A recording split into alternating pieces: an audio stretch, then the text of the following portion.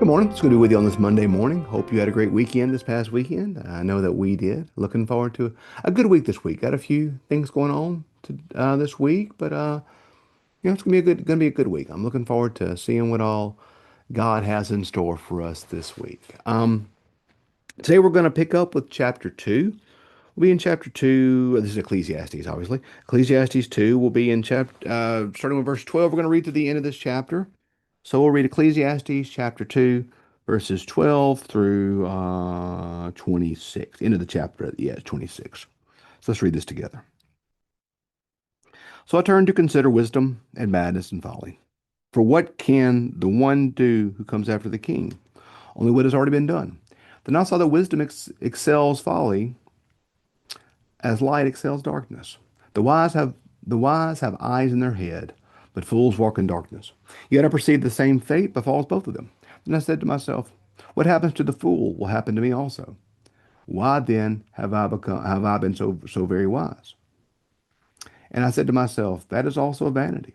For there is no enduring remembrance of the wise or the fools, seeing that in the days to come, all will have been long forgotten.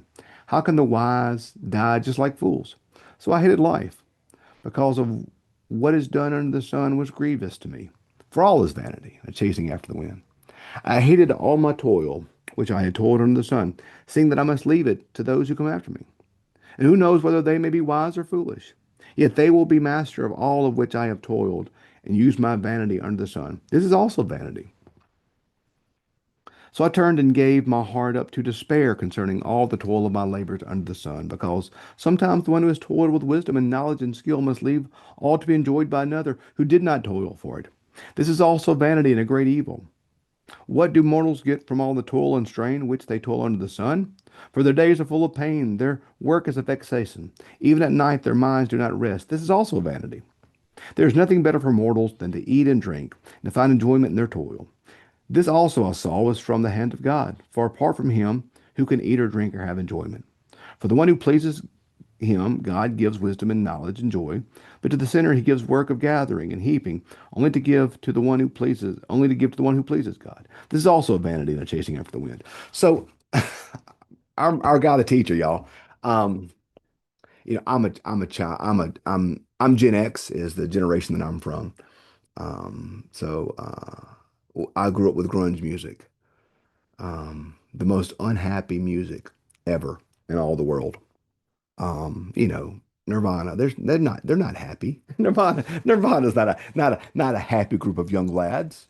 Neither is Pearl Jam or Soundgarden or any of the ground bands I grew up with. And now as I've gotten older, I've returned to the roots of my raising, liking country music. Because if I don't like pop country that's on the radio. I like more of the Americana, the red dirt country.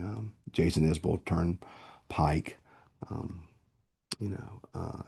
Tyler Childers, Sturgill, Johnny Blue Skies. Sorry, people like that. And I love Isbell. He's my favorite. I'm looking at an Isbell poster on my wall to get over there. My favorite Jason Isbell shirt is a shirt of people weeping. They're at a party and they're weeping. They're just tears coming down their eyes. And it says the caption is Jason Isbell party music. And that's yes. There's a song by another band I like called Weezer. It says all my favorite songs are sad. Um, the teacher would love that kind of music. He is a Solomon is a child of the 90s. He Solomon would have been driving around in some beat up Ford truck on the back roads of Lincoln County, wearing flannel, blasting out Candlebox as loudly as possible and screaming out the window, "No one gets me!" I mean that's our guy here. Our guy is not exactly in the feel good place, is he? And so now, so then why do we read this? You know, because a couple things he says here. First, he does say, it is better to be wise than to be foolish. The wise have eyes in their head, the fools walk in darkness. But then he says, but they both die. They both die. The wise die, fools die, and neither one of us get remembered. And then he says, and then, if I work hard and do all these things, and it could be left to some fool who's going to come and destroy it all. And so, what value is that? The person who comes after me may not be worthy of it. They may not be wise. So they may take all that I've given and just waste it. And so, what value is that? Um, you know?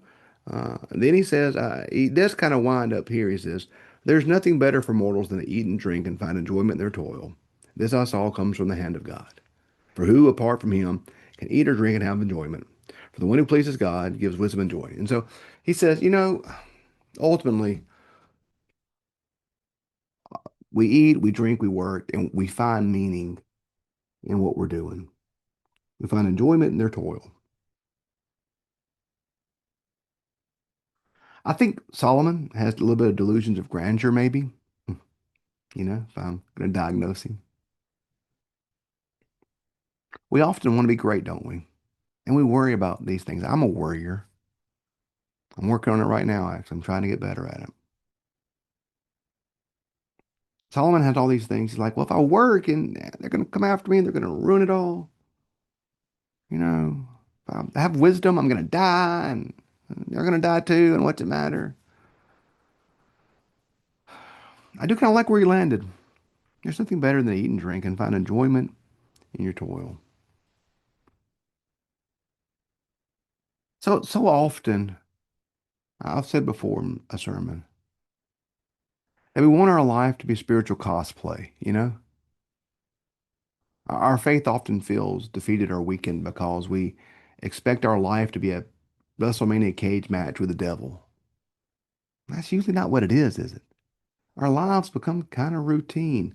Going to work, taking the kids to practice, you know, reading the newspaper, whatever it is we do, our lives, most of us, our lives follow a pattern that looks fairly the same each day. Our over the course of a week looks we have our patterns and our practices.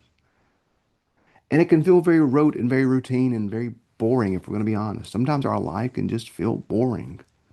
Our faith can feel boring. Life just feels the same. And we want this greatness, don't we? We want to be great. It's not about being great, y'all. It's about being faithful. It's not about spiritual cage matches with the devil. We're not all going to be Mother Teresa. We're not all going to sell our stuff and move to Calcutta. We're not. We're not all going to be missionaries in Africa. We're not all going to be whatever. We're not.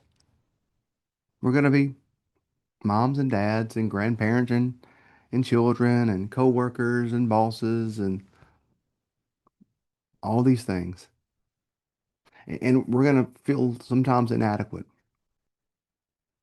because we're not Billy Graham or we're not some great saint. We don't have an amazing testimony. We're just going through life. We're going through life and we can often feel inadequate because we haven't achieved the greatness that we thought was going to come our way. It's not about being great, friends. It's about being faithful,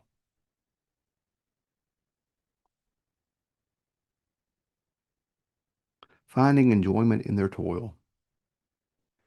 You've got a day ahead of you now, guys and gals. You've got a day with so much ahead of you, and it may not look like much.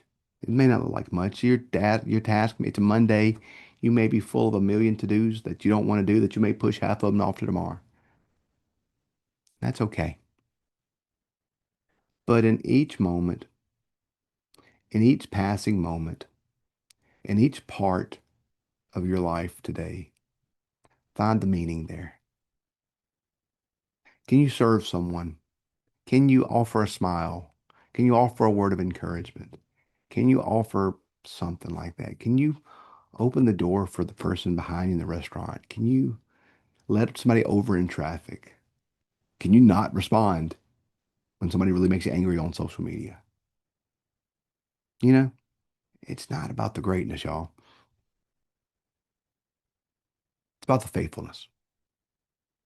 And it's about finding meaning in the toil of this moment and finding purpose in how we serve each other, how we love God and love our neighbor. And in doing those things, we will find something beautiful. So, um, you know, find meaning today, even in the small things. They do make a difference. So, hey, thanks for being with us. Tomorrow we're gonna pick up with the with chapter 3, the most famous passage in Ecclesiastes, one of the more famous passages in all the Bible. Everything has a season. So join us tomorrow as we read chapter 3. Have a great day. See you.